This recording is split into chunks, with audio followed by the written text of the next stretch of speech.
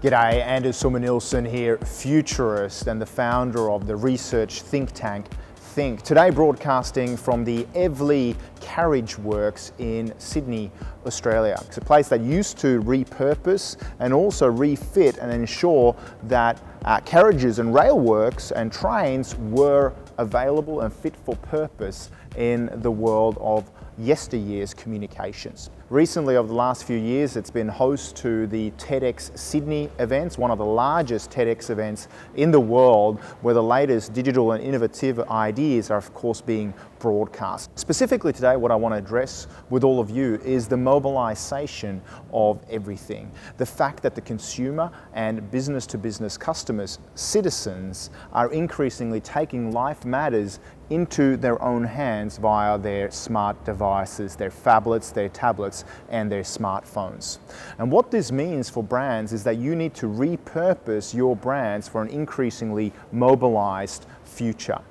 Increasingly, when people are interacting with a physical space like this, we want to know the history through augmented reality and being able to interact with a real physical infrastructure place like this one in a whole new way, where we want almost like a digital mobile layer in the way that we interact, so that we can get a bit more sense, a little bit more history, and a deeper understanding of the place we happen to be in. It also pertains to the fact that we want to make smarter decisions as citizens, as consumers, as B2B customers. And this is a huge opportunity for brands that I work with. Many of my brands are now making a leap into this mobile future where they're kind of integrating the best of the analog physical space and digital mobile realities. This is important because as human beings, when we make decisions in favor or against a brand, in favor of one type of future or against another one, oftentimes as human beings, when we listen to our gut instinct, and this flies counterintuitively in the face of sort of traditional wisdom, we suck at making financial decisions based on gut feel. We are highly irrational as human beings. For example, the Australian Bureau of Statistics and the Australian Productivity Commission did some research a few years ago in the context of problem gambling in Australia. And what they found is when they asked people, when you say that you spend $100, what did you actually spend audited? And when it comes to things like transport, in fact, Australians were pretty good at judging what they spent when they said they spent $100. $100 equated to an audited amount of transport costs of $104. Now, just $4 difference, not so bad.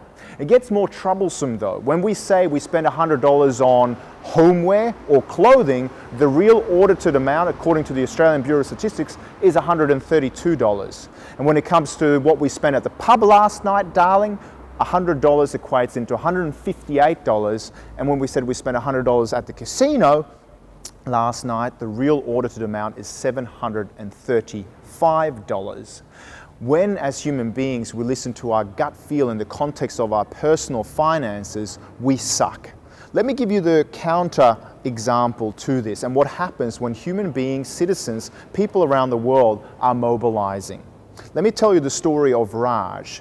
He's a fisherman in aquaculture in Keralar, India, a state on the coast of India, where aquaculture or fishing has been the staple of the economy for many, many generations. For generations, he and his fathers and his uncles, his grandparents have gone out to sea, caught the catch of the day, and then even though they have a choice of 11 different harbours, they would usually listen to their gut feel and take their catch of the day back to the exactly same harbour that they always took it to, because it happened to be the harbour that was closest to their families and they wanted some rupees for their catch of the day, or they wanted to barter for another type of good, even though the 11 different harbours were equidistant from the places that they fished the catch of the day at.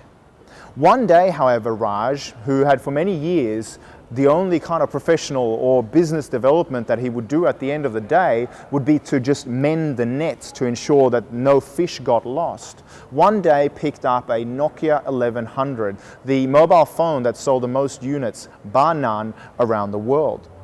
Now the Nokia 1100, because of Bharti Airtel's coverage up to 25 kilometers away from the shoreline, gave Raj the ability to call all his mates in the 11 different harbours to get a real-time commodity pricing update on his catch of the day. Do you think that Raj started making different decisions about which market he sold his goods into? Absolutely.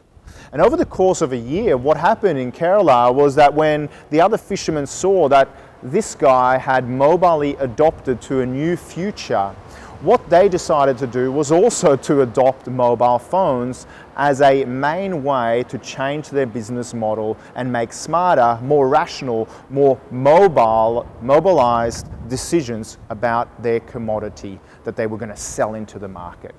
The Economist and the Quarterly Journal of Economics got a hold of this story, and they audited what happened over the course of a year in Keralar, India. And what they found is that the net yields amongst the fishermen who had adopted mobile technology went up 8%, and the price of the consumer went down 4% as a result of mobile adoption, and of course for the consumer as a result of less wastage. The fishermen weren't selling too much fish into any one market, but rather there was this beautiful equilibrium between demand and supply. If you're an economist, what you should be having right now is sort of goosebumps. I mean, think about this. What do you use mobile for?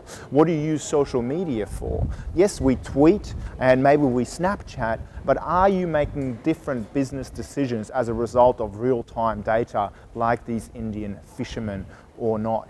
Think about how you can start integrating mobile to make smarter decisions amongst your sales staff, in your marketing, looking at your KPIs or real-time dashboards about your performance, but also have a think about how you can empower consumers like Raj who are increasingly making critical business or life decisions based on real-time data as they interact with the worlds around them. Ciao.